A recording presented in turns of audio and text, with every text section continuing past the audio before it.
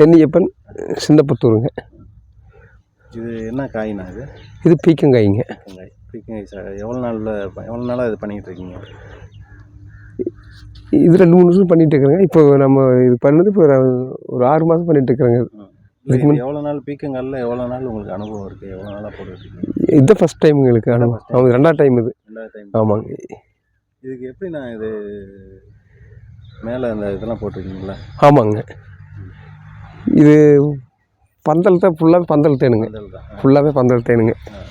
மூங்கிலில் போட்டு மூங்கில் போட்டு கம்பி கட்டிகிட்டு இருக்கோம். கார்னரில் ஓரத்துல எல்லாம் எதுங்க? ஓரத்துல எல்லாம் ஓரத்துல தான் கீழே கல் பதிச்சுங்க. கல் கம்பி இழுத்து கட்டி கீழே கல் பதிச்சிருக்கு. கல் பதிச்சா தான் அந்த உங்களுக்கு ஸ்டென் அவங்க அப்போ தான் லூஸ் ஆகாது. அந்த கம்பியெல்லாம் டைட்டாக வந்துட்டு இருக்கு. இதில் வந்து இடையில சப்போர்ட்டுக்கு மூங்கில் கொடுத்துருக்கீங்க. இதில் சும்மா சப்போர்ட்டு தான் கொடுத்துருக்குறேங்க. மெயின் இந்த கம்பி இருக்கு இல்லைங்களா, இது மாதிரி ஃபுல்லாக ஸ்ட்ராங்காக பிடிச்சிக்கும். இது எவ்வளோ நாள் பயிர்? இது 45 நாள் காய் வந்துருங்க. ஆமாங்க. எவ்வளோ காய்கறி எல்லாமே 45 நாள் வந்துருங்க. தக்காளி அந்த மாதிரி அது மட்டும்தான் 2 மாதம் ஆகுது. 70 நாள் அரசாணி பூசி இந்த கொடி வெள்ளாமையெல்லாம் கொஞ்சம் லேட் ஆகுது. இது 45 நாள் வந்துடும். 45-40 நாள் வந்துடும். வாங்கி போடுறீங்களா எப்படின்னா? எல்லாம் இது விதை வாங்கிட்டு தான் போடுறோங்க. ஆமாங்க. இது விதை வந்து மேலே கொடிக்கு ஏறதுக்கு எவ்வளோ நாள் ஆகுது? 15 நாள் ஆகுங்க. 15 நாள் 20 நாள் ஆயிருங்க. நம்ம கொடி கட்டி செடி வந்து நம்ம தான் டொயின் வச்சு கட்டி விடணும். தானே மேலே ஏறாதுங்க. டொயின் பார்த்தீங்களா, கட்டி இழுத்து கட்டணும். கொடி படம் 15 நாள் கொடி வர ஆரம்பிச்சிடும். அதுக்கப்புறம் நம்ம கட்டி விட்டு டெய்லியும் எடுத்து விடணும் மேலே. பூ வச்சது வந்து காய் வரைக்கும் எவ்வளோ நாள்? பூ வச்சு காய் வரைக்கும் 15 நாள் ஆயிரும். இது ஒரு நாளைக்கு எவ்வளோ நாள் கிடைக்கும்? எவ்வளோ சென்டில் போட்டுருக்கீங்க? இது ஒரு அரை ஏக்கர். இது ஒரு 30 சென்ட் தான் வருங்க. ஆமாங்க. 4 ஏக்கர் கொஞ்சம் அதிகம். 30 சென்ட் 4 ஏக்கருக்கு அது அதிகமாகவே இருக்குங்க. ஒரு நாளைக்கு எவ்வளோ காய் கிடைக்குது? இது ஒரு நாள் விட்டு ஒரு நாள் ஒரு 10 டிப்பர் எடுக்கிறேங்க. 10 இப்போ 15 கிலோனா ஒரு நாள் ஒரு நாள் ஒரு 150 கிலோ. 150 கிலோ ஒரு நாள். டெய்லி 100 கிலோ இது வரும். இப்போ இந்த கிலோ கொஞ்சம் சரியில்லை காப்பு. போன டைம் போட்டு நல்லா இருந்துச்சு. இது என்ன ரேட் போயிட்டு? இதுவும் இப்போ கிலோ 40 ரூபாய்க்கு போயிட்டுருக்கு. இதுக்கு பூச்சி நோய் தாக்குதல்? இதுக்கும் அதே மாதிரி பூச்சி நோய் தாக்குதுங்க. பார்த்து கருகல் இந்த இதெல்லாம் இருக்குது இல்லைங்களா, அதுக்கும் அதே மாதிரி கருகளெல்லாம் இருக்குது. மருந்து அடிச்சு தான் ஆகணும். அதுவும் வாரத்துக்கு ஒரு டைம் மருந்து அடிச்சே தான் ஆகணும். எல்லாம் தாக்காதுங்க. அடிக்கிறப்ப 2 ஒரே டைம் அடிச்சோம்னா ஒன்றுக்கு ஒன்று இதாகாதுங்க. இப்போ நாமதாரி சீட்ஸ் எல்லாமே ஹைப்ரிட் தான். ஆமாம், எல்லாமே ஹைப்ரிட் தாங்க.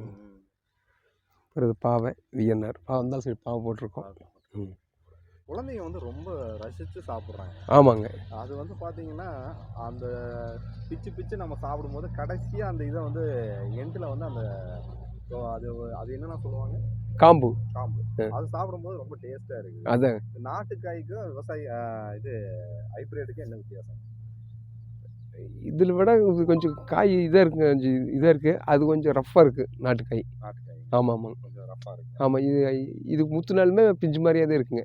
அது கொஞ்சம் ஹார்டாக இருக்குது. காய் பார்த்து அமுத்துனாலும் தெரியுது. காய் ரொம்ப பெருசாக இருக்குது, ஆனால் பார்த்தா பிஞ்சாக தான் தெரியுது. பிஞ்சு காய் அந்த மாதிரி தான் வரும். நாட்டுக்காய் எப்படி காய் என்ன பெருசானா முத்தி போகும், பிஞ்சுன்னு பிஞ்சு மாதிரியே தான் இருக்குது. ஆனால் இதில் விட அதில் தான் நாட்டுக்காயில் நம்மளுக்கு இது இப்போ டேஸ்ட் இது அதிகமாக கொண்டு வந்துட்டாங்க. ஆமாம், இப்போ டேஸ்ட் பழகிட்டாங்க. இப்போ ஆக்சுவலாக டேஸ்ட்டுங்கிறத நம்மளுக்கு நாட்டுக்காய் தான். இப்போல்லாம் இந்த மனநிலைக்கு மாறிட்டாங்க நம்ம ஆளுங்க எல்லாருமே. இது சாப்பிட்டு இப்போ அது கிடைக்கிறது இல்லைங்களா அதிகமாக. நாட்டுக்காயும் அதுவும் கிடைக்கிறது இல்லைங்களே. இது என்னென்ன பண்ணலாம்? பொரியல் சாம்பாருக்கு போடுவாங்க. பொரியல் சாம்பார் தாங்க. நீங்கள் என்னென்ன சாப்பிடுவீங்க? என்னங்க? நீங்கள் இதில் என்ன பண்ணுவீங்க? நாங்கள் பொரியல் பண்ணுவோம், சாம்பார் குழம்பு அது பண்ணிக்குவோங்க. இதில் கூட்டு வைப்பீங்க, கூட்டு செய்கிறாங்க. ஒவ்வொரு காய்க்கும் ஒரு சத்து இந்த மாதிரி சொல்லுவாங்கள்ல, பீக்கங்காயில் என்ன? அது எனக்கு அந்த அளவுக்கு நமக்கு கரெக்ட் ஐடியா இல்லைங்க. அவங்களுடைய கான்டாக்ட் நம்பர் 9965223283. வேணும்னு சொல்லிட்டு யாராவது ஆர்டர் ஏதாவது கொடுத்தா நீங்கள் கொடுத்துடுவீங்களா? வந்து இங்கே தான் கொண்டு போய் கொடுக்க முடியாதுங்க. வேணும்னு கேட்டாங்க வந்து வாங்கிட்டு போகிறாங்க. வியாபாரிகளாக வந்து இங்கே எடுத்துகிட்டு போயிடுவாங்க. ஆமாங்க. சந்தைகளுக்கெல்லாம் ஏற்றுமதி பண்ணுறீங்க? சந்தைக்கு கொண்டு போகிறோங்க. நாங்கள் மார்க்கெட் கொண்டு போயிட்டு தாக்குறேங்க. காரம்படம் போகிறோம், கோவில்பாளையம், அன்னூர் எல்லா பக்கம் நாங்கள் கொண்டு போவோங்க.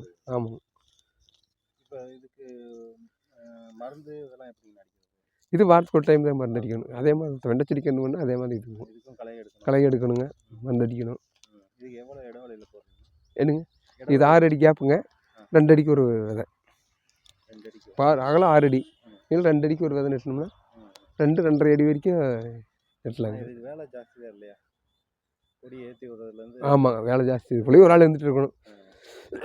பந்தல் இருக்கிற காய்ங்க இல்லைங்க, காய் மேலே இருக்குங்க, இப்படி இருக்கிற இந்த மாதிரி கீழே எடுத்து விடணும். இப்போல்லாம் மேலே இருக்குது இல்லைங்க, இப்படி இப்போ தான் எடுத்துகிட்டு போகிறாங்க ஆளுங்கெல்லாம். அப்புறம் மேலே வரதுனால கட் பண்ணி ஒரு மாதிரி கீழே கொடி வராமல் இருக்குது. இந்த மாதிரி குழந்தை சைடில் வரும், கட் பண்ணி விட்டால் தான் மேலே போகும். அதாங்க, அது நோய் தாக்குனது எனக்கு, அது நோய் தாக்குனது தான். இந்த மாதிரி தான் இருக்கணும், அது இந்த மாதிரி நோய் தாக்குன்னு இந்த மாதிரி வரும். எல்லாமே மேலே இப்படி இப்படி படுத்து வந்து எடுத்து கீழே எடுத்து விடணும். டெய்லி உள்ள சுற்றிட்டே இருக்கணும்.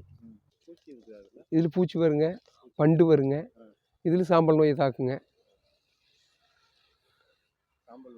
ஆமாம், சாம்பல் இலையெல்லாம் இந்த மாதிரி கருப்பு பிறகு சாம்பல் நோய் தருங்க. கவர்மெண்ட்லேருந்து உங்களுக்கு எதுவும் விவசாயம் பண்ணுறதுக்கு ஏதாவது உதவி பண்ணுறாங்க? இங்கே சொட்டு நீருக்கு எங்களுக்கு மானியம் கொடுத்தாங்க. ஆமாம், சொட்டு நீர் கொடுத்தாங்க. சொட்டு நீர் போட்டதை கவர்மெண்ட் மானியத்தில் போட்டுருக்காங்க. காய்கறி விவசாயத்துக்கு இது வரைக்கும் நாங்கள் எதுவும் வாங்கலையும், காய்கறி விவசாயத்துக்கு எதுவுமே.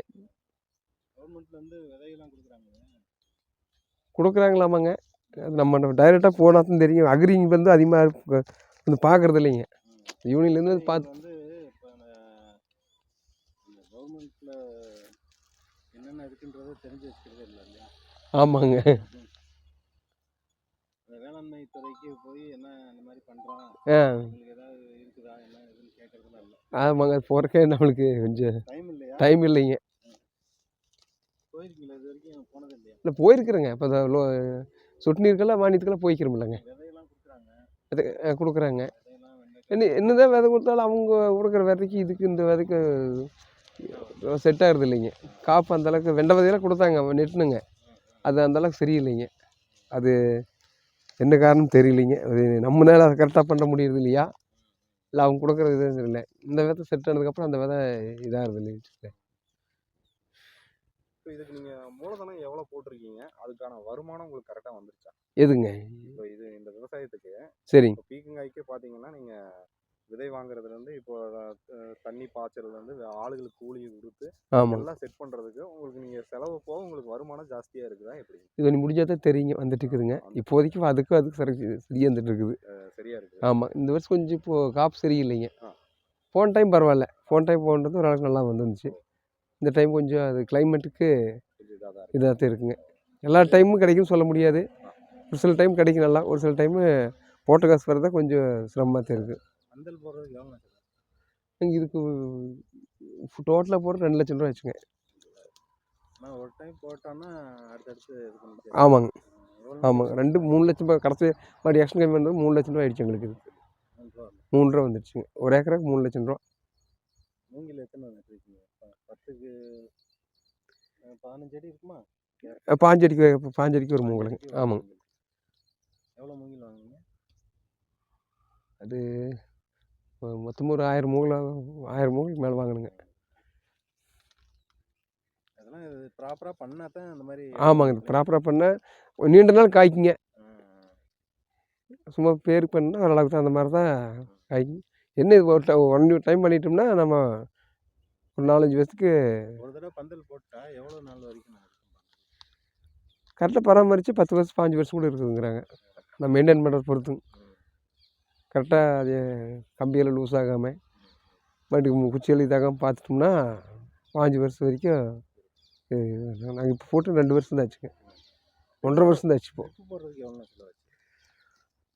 ட்ரிப்பு போடுறதுக்கு அது கவர்மெண்ட்டில் மானியம் கொடுத்தாங்க. எங்களுக்கு சிறு குறு விவசாயிங்கனால ஃபுல் மானியம்னாங்க. அவங்க கொடுத்த அளவு போடுற அளவுக்கு வந்து அது போக நாங்கள் எக்ஸ்ட்ரா 1 லட்ச ரூபா செலவு பண்ணோம் 4 ஏக்கராவுக்கு. அவங்க கொடுத்தது போங்க, அவங்க 4 அடிக்கு ஒரு ட்ரிப் தான் தருவாங்க. நாங்கள் அதை எக்ஸ்ட்ரா பண்ணதுனால எங்களுக்கு எக்ஸ்ட்ரா 1 லட்சம் ரூபா 1,20,000 ரூபா நாங்கள் எக்ஸ்ட்ரா கவர்மெண்ட் கொடுத்தோம், நாங்கள் செலவு பண்ணோம் ட்ரிப்புக்கு. மொத்தம் நாங்கள் 4 ஏக்கரை போட்டிருக்கிறோம்.